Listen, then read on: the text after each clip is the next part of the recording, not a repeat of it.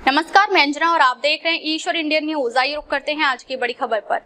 Bidder Shivaji Nagar में नवरात्र का आयोजन अच्छे से किया गया। विधायक शैलेंद्र बेलदाले वहां मुख्य अतिथि के रूप में उपस्थित हुए।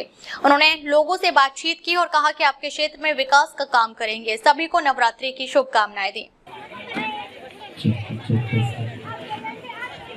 ಇನ್ನು ಕೆಲವೇ ಗಂಟೆಗಳಲ್ಲಿ 51ನೇ ವಸಂತಕ್ಕೆ ಕಾಲಿಡುವ ನಮ್ಮ ನಿಮ್ಮೆಲ್ಲರ ನೆಚ್ಚಿನ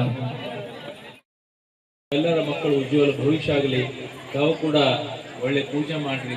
ಯಾರ್ಯಾರ ಧರ್ಮದಲ್ಲಿ ಆ ಟೈಪ್ ಪೂಜೆ ಅಂದ್ರೆ ಆ ಟೈಪ್ ಪೂಜೆ ಮಾಡಿ ದೇಶದ ವಿಷಯ ಬಂದಾಗ ನಾವೆಲ್ಲರೂ ಒಗ್ಗಟ್ಟಾಗಿರ್ಬೇಕಂತ ಈ ಸಂದರ್ಭದಲ್ಲಿ ತಮ್ಮೆಲ್ಲರಿಗೆ ಹೇಳಕ್ ಇಷ್ಟಪಡ್ತೀನಿ। ಮತ್ತೇನಾದರೂ ಡೆವಲಪ್ಮೆಂಟ್ ಬಗ್ಗೆ ಕೆಲಸದ ಬಗ್ಗೆ ನೇರವಾಗಿ ನಮ್ಮನೆಗೆ ಬರ್ರಿ।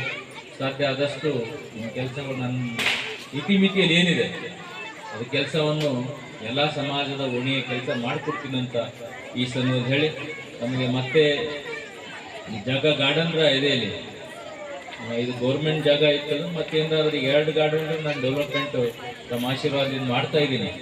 ಮುಂದೆ ಇದಕ್ಕೇನಾದರೂ ಈ ಸ್ಥಾನ ಡೆವಲಪ್ಮೆಂಟ್ ಮಾಡಬೇಕಾದ್ರೆ ಎಲ್ಲ ಓಣಿಯ ಎಲ್ಲ ಸಮಾಜದ ಮುಖಂಡರು ದಯವಿಟ್ಟು ಮನೆಗೆ ಬರ್ರಿ।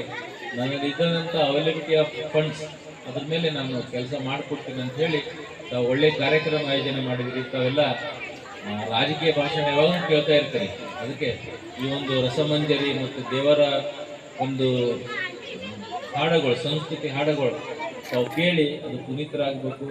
ಒಳ್ಳೆಯ ಹಾಡುಗಾರರು ಕೂಡ ಬಂದಿದ್ದಾರೆ, 3-4 ಜನ ಬೀದರ್ದವರು ಬೆಂಗಳೂರದವರು ನನಗೆ ಗೊತ್ತಾಗುತ್ತಿಲ್ಲ। ಬೀದರ್ದವರೇನು ಸರ್? ಬೀದರ್ದಲ್ಲಿ ಅದಕ್ಕೂ ಕಮ್ಮಿ ಇಲ್ಲ ಈಗ ಸರ್ ಅದ ಹಾಂ ಯಾವುದು ನಮ್ಮಲ್ಲಿ ನಾವು ಟೆಕ್ನಾಲಜಿದಾಗ ಮತ್ತು ಎಲ್ಲದರ ಮುಂದಿದ್ದೇವೆ ಬೀದರ್ದಲ್ಲಿ।